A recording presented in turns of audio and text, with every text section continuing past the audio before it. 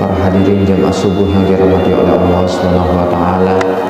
Alhamdulillah, pada pagi hari ini kita masih diberikan kesempatan oleh Allah Subhanahu wa taala untuk melangkahkan kaki kita untuk memenuhi panggilannya, yakni melaksanakan sholat subuh. Dan pada pagi hari ini kita masih diberikan kesempatan juga dalam keadaan sehat walafiat untuk mengikuti kajian rutin di pagi hari.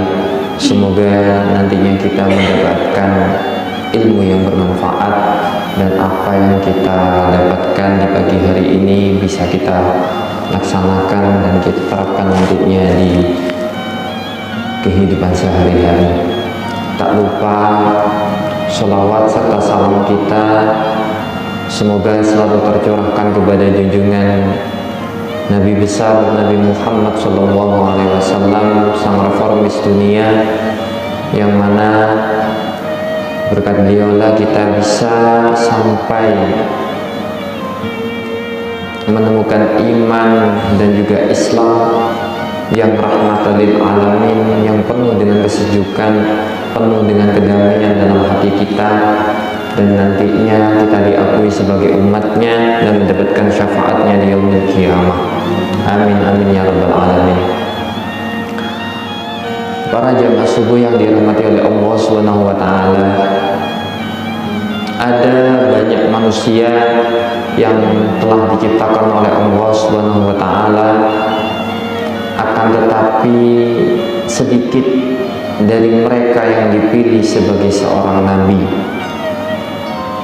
Dan di antara banyaknya nabi yang berada di muka bumi ini, sedikit di antara mereka yang dipilih sebagai rasul.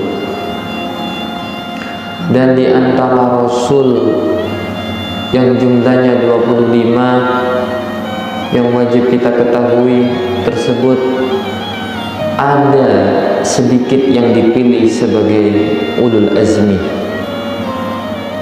Dan di antara ulul azmi itu ada yang dipilih oleh Allah Subhanahu wa taala, yakni manusia terbaik, dan kita juga menjadi umat yang terbaik karena lahirnya Nabi Muhammad SAW. Itu kehendak Allah, itu kodratnya Allah. Dan juga di antara tempat di belahan dunia, ada suatu tempat di bumi ini yang mana ketika kita beribadah di situ nilainya tidak sama ketika kita beribadah di tempat yang lain. La tushaddur rihal illa ila thalathati masajid, yakni 3 masjid.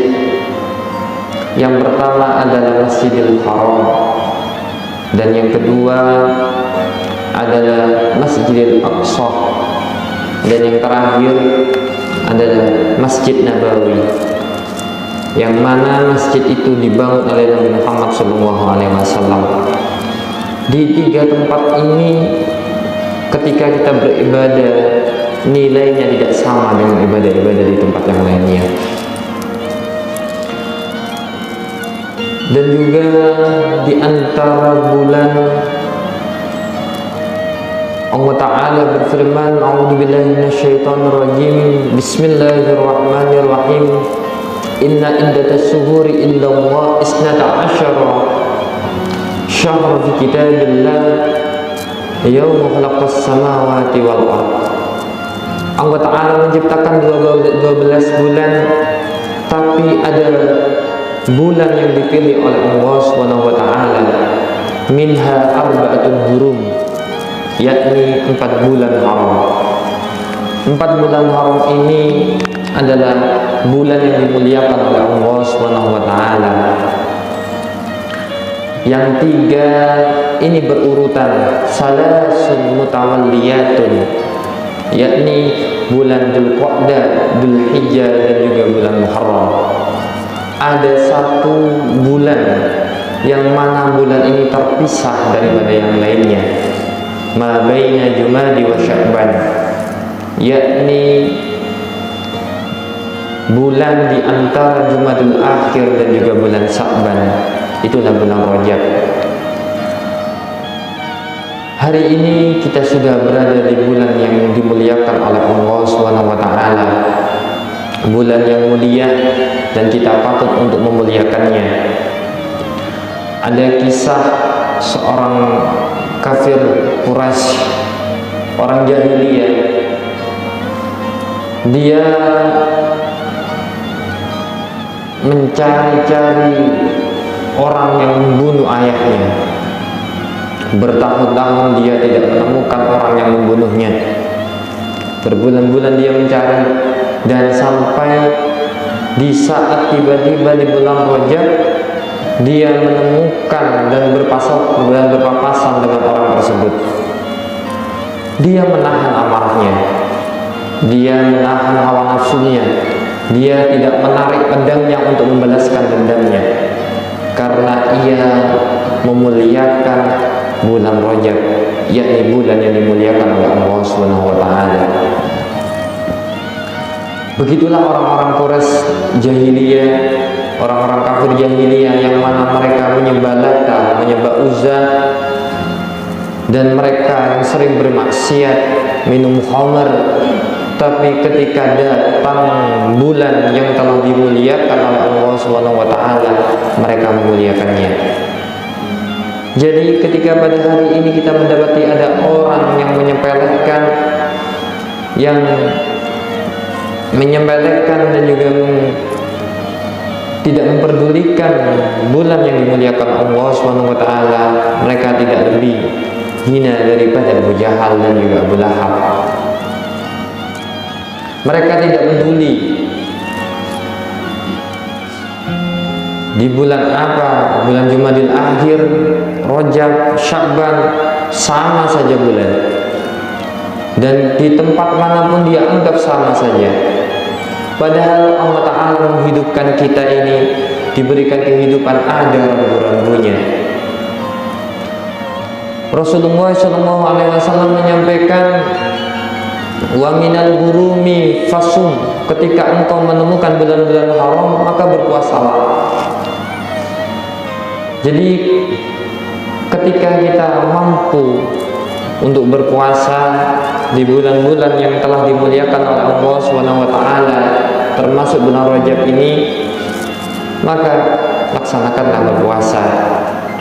Dan bulan Rajab ini disebut dengan Syahrul Asham, yakni bulan yang tuli.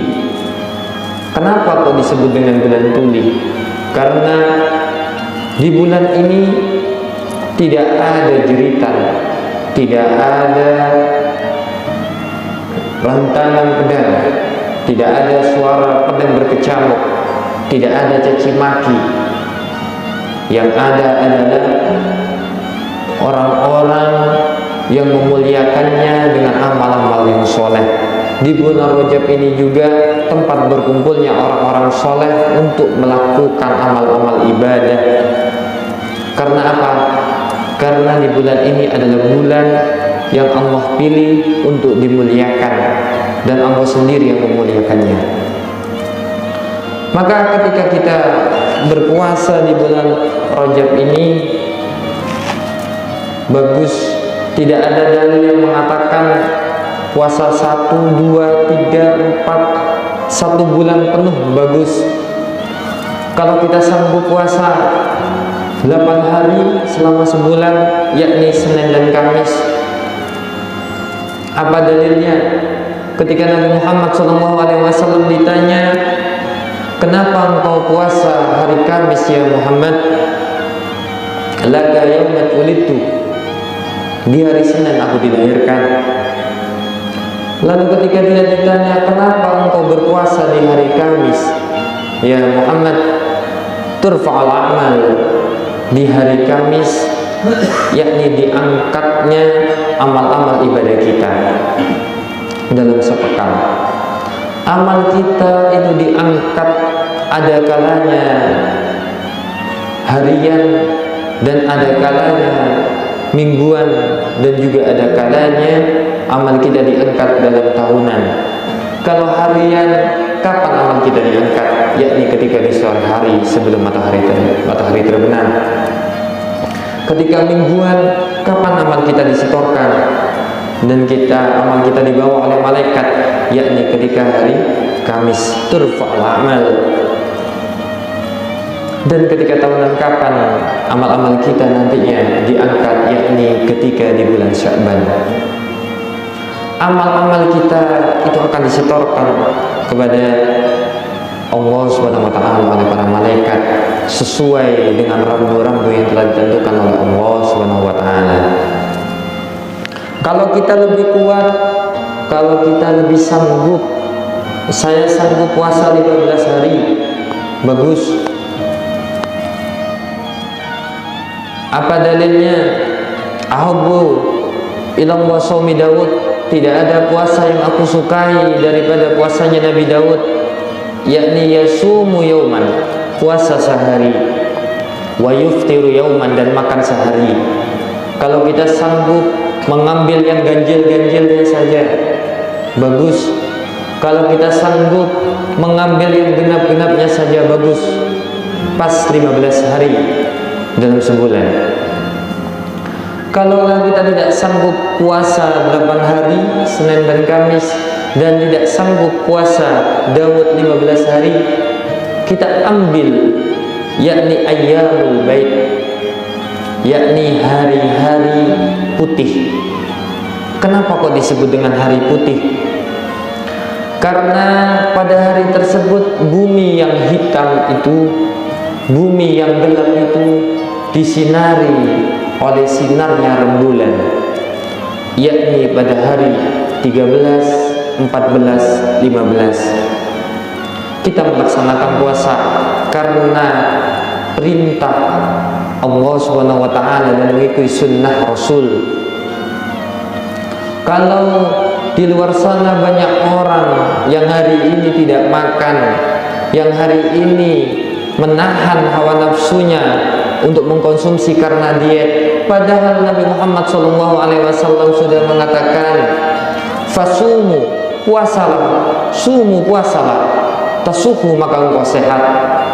Jadi ketika kita berpuasa karena perintah dan juga karena sunnah Rasulullah SAW, ketika kita mendapatkan kesehatan, itu adalah bonus.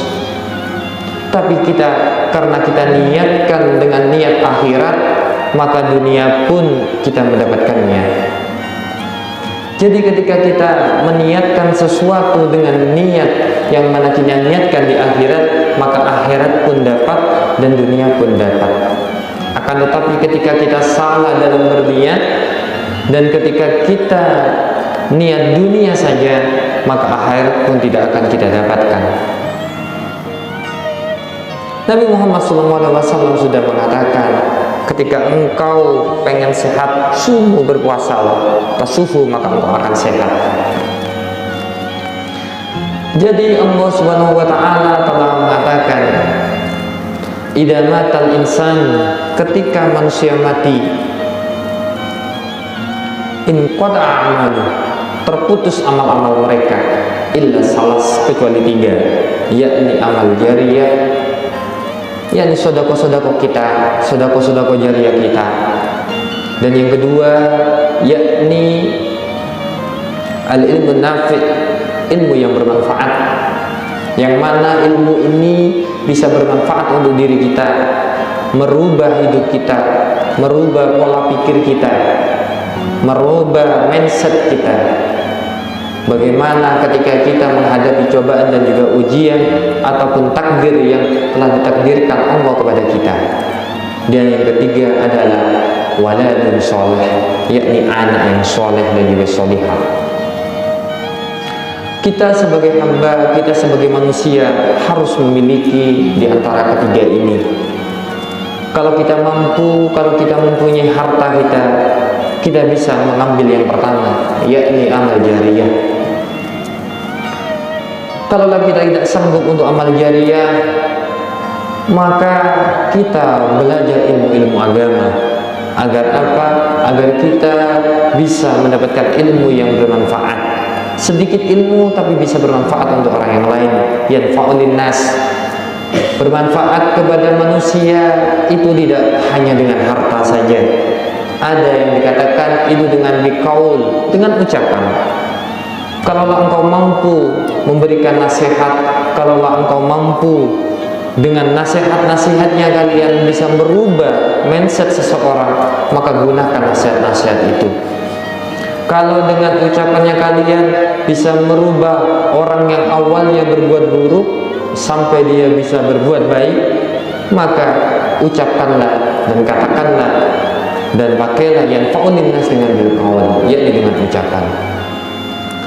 Ada yang dengan tingkah laku, yakni dengan tingkah laku kita, dengan perilaku kita. Jadi ketika kita melaksanakan sesuatu dan ketika kita berbuat sesuatu, dari tingkah laku itu bisa merubah seseorang untuk bisa menjadi baik. Makanya hawa orang-orang yang berilmu itu berbeda. Terkadang kita itu dikatakan oleh Nabi Muhammad, oleh sebuah cerita disampaikan wakilah, saya mencari di sekitaran masjid-masjid Taif itu, saya ingin melihat dia ini melihat seseorang yang mana mencari-cari seseorang tersebut. Ketika dia mencarinya, dia dapati orang yang ketika dia memandang sudah merasa hatinya sejuk, merasa damai, dan itu yang ia cari. Pada hari ini terkadang kita bisa menemukan itu. Di mana mereka? Yakni berada di guru-guru kita. Terkadang kita melihat guru saja, melihat videonya saja, ataupun melihat fotonya saja, kadang terasa sejuk hati ini, terasa damai hati ini. Apalagi sampai kita ketika bertemu, bertatap muka, bersentuhan antara kulit ke kulit, sambung keberkahan. Melihatnya saja sudah merasa damai. Itulah orang-orang yang ahli ilmu. Maka kita disunahkan untuk berkumpul bersahabat dengan mereka. Kenapa? Karena kaul-kaul mereka, ucapan-ucapan mereka terkadang nyampe ke dalam hati kita. Itulah yang ilmu yang bermanfaat dengan berkaul ataupun dengan tingkah laku.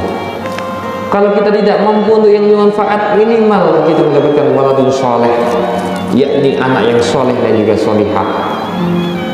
Anak yang soleh dan solihah ini bisa mencakup kedua yang tadi, yakni ilmu yang bermanfaat dan juga sedekah jariyah. Karena apa? Anak yang soleh, dia akan memberikan doa-doa yang terbaik untuk orang tuanya. Doa dengan apa? Yakni yang pertama pastinya dengan ucapan-ucapan. Di malam hari dia bersimpuh sujud mendoakan orang tuanya yang telah meninggal dengan lirih, Rabbi firli wali walidayya warhamhuma kama rabbayani shaghira. Dan yang kedua, ketika ia anak yang soleh tersebut ingin bersedekah, maka dia niatkan sedekah tersebut untuk orang tuanya yang sudah meninggal. Ini bagusnya kita ketika kita bersedekah, kita niatkan kepada orang tua kita. Kalau kita niatkan untuk diri kita saja, maka yang mendapatkan pahala adalah diri kita saja. Akan tetapi ketika kita niatkan sedekah jariyah tersebut untuk orang tua kita, untuk nenek kita, untuk kakek kita, maka ada dua pahala yang kita dapatkan. Yakni yang pertama, pahala itu diberikan kepada orang yang meninggal, yakni orang tua kita. Dan yang kedua, pahala itu diberikan kepada kita. Sama dengan doa-doa kita. Ketika kita mendoakan orang baik, kita mendoakan orang-orang yang kesusahan, kita doakan, maka bukan hanya orang yang kesusahan tersebut yang dikabulkan doanya, akan tetapi orang yang memanjatkan doa tersebutlah yang dikabulkan. Maka kita dilarang untuk berdoa buruk. Kenapa? Karena doa itu akan dikabulkan kepada dirinya terlebih dahulu, baru kepada orang lain. Jangan sampai kita nanti mendoakan semoga dia kena bala, musibah, kecelakaan dan lain sebagainya karena kita bencinya kepada dia. Doa-doa yang buruk itu akan balik kepada diri kita sendiri. Jadi berikan doa-doa terbaik kepadanya dan dia akan luluh dengan doa-doa kita, dan kita akan lebih halus dan lebih jernih dan lebih bersih dalam hati kita dengan doa-doa kita. Karena apa? Sayyidina Umar pernah mengatakan, saya tidak peduli doa saya diterima atau tidak oleh Allah Subhanahu wa taala. Karena apa? Ketika aku berdoa, itu sudah bagian daripada sebuah ibadah. Jadi ketika kita berdoa, itu menunjukkan kerendahan hati kita, menurunkan ego kita, menjauhkan kita dari sifat-sifat takabur ataupun sifat-sifat sombong. Sama ketika kita di bulan yang penuh mulia ini, yang telah dimuliakan oleh Allah Subhanahu wa taala, ketika kita berpuasa, yang mana puasa kita bertepatan dengan puasa-puasa yang disunahkan oleh Nabi Muhammad SAW. Contohnya, kita dulu belum sempat mengqadai puasa kita di bulan Ramadan, maka di bulan Rajab ini sempatkanlah untuk mengqadai puasa-puasa yang telah ditinggalkan. Niatkan qada, tepatkan di puasa-puasa yang disunahkan, yakni contoh di hari esok, hari Senin, muatkan niat qada, maka jenengan akan mendapatkan pahalanya satu puasa hari Senin, yang kedua puasanya hari bulan kemuliaan bulan Rajab, dan yang ketiga yakni puasa qadanya telah tersauri. Jadi ada pahala-pahala yang merangkap. Allah Ta'ala mempermudah amal-amal kita.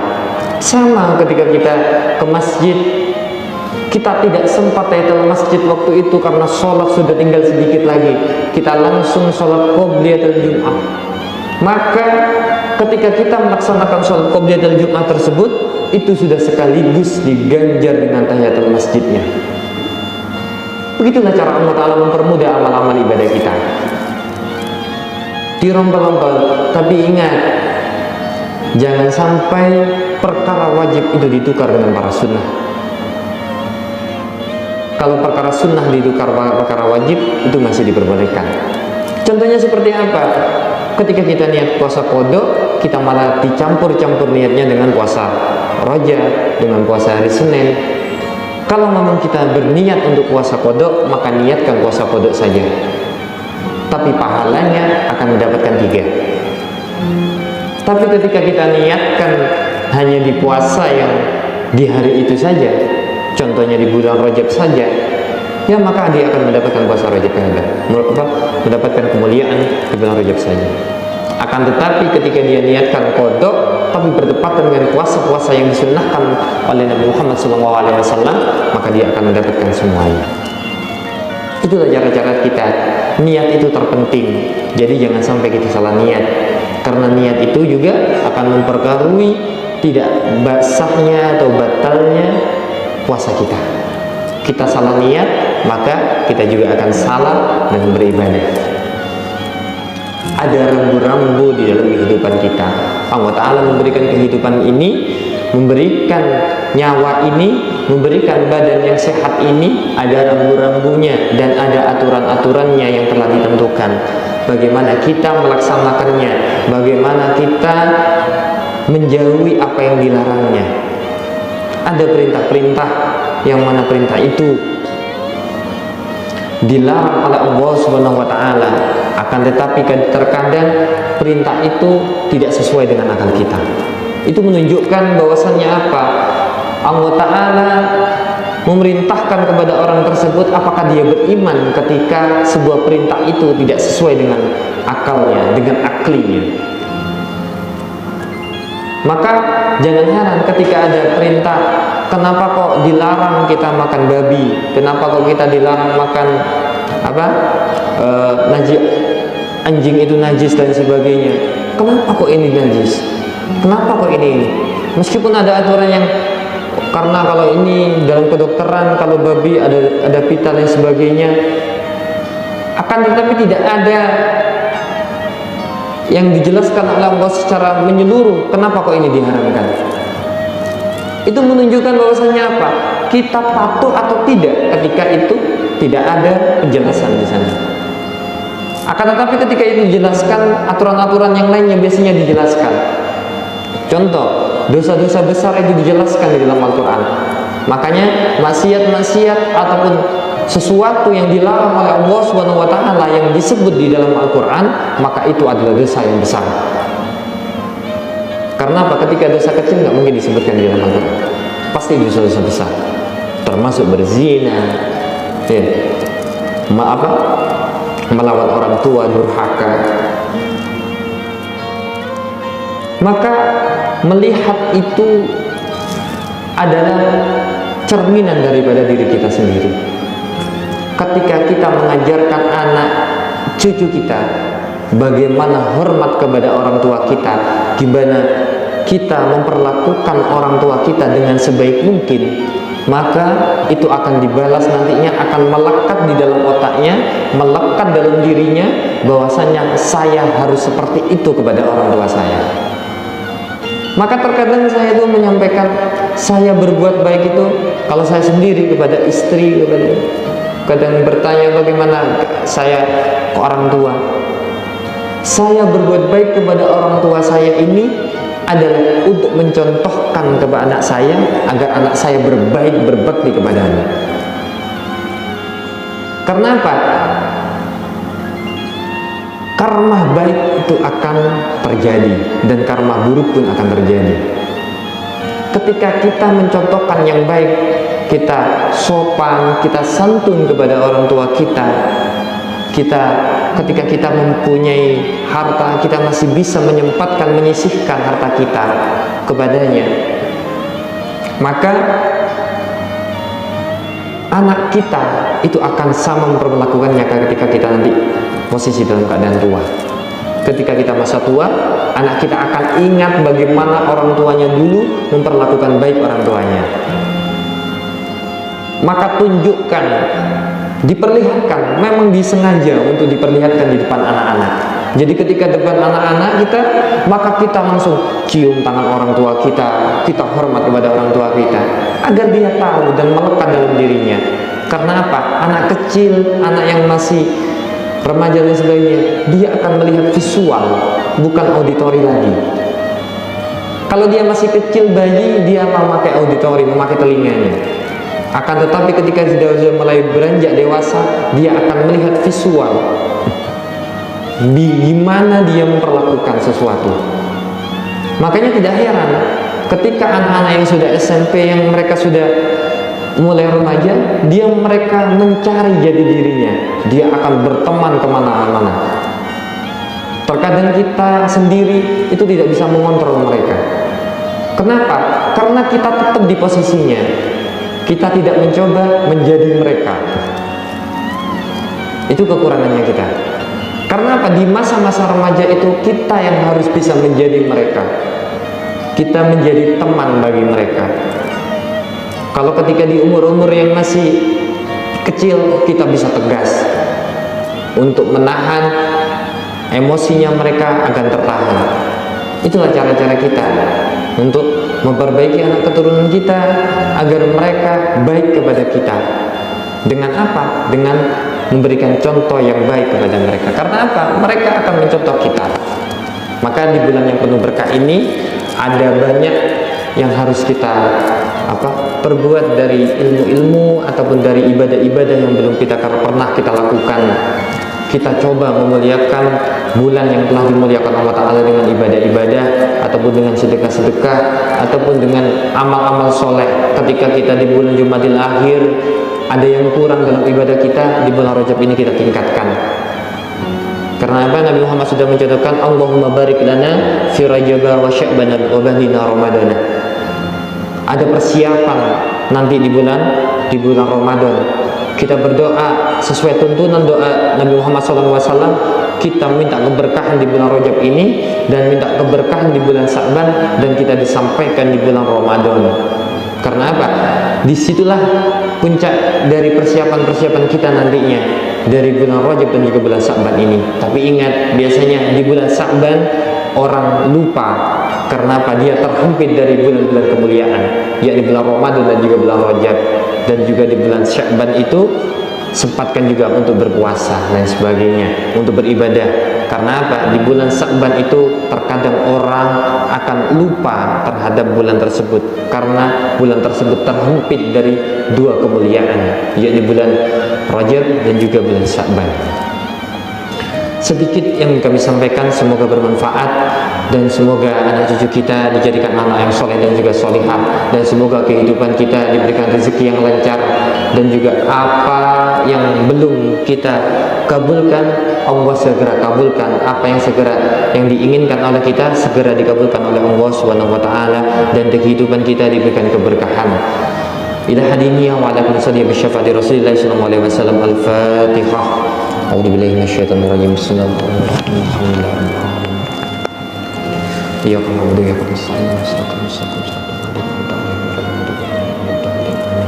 Wakhiran dari saya Al-Fakir, kurang lebihnya mohon maaf. Wallahu muwaffiq ila aqwamit thoriq. Wassalamualaikum warahmatullahi wabarakatuh.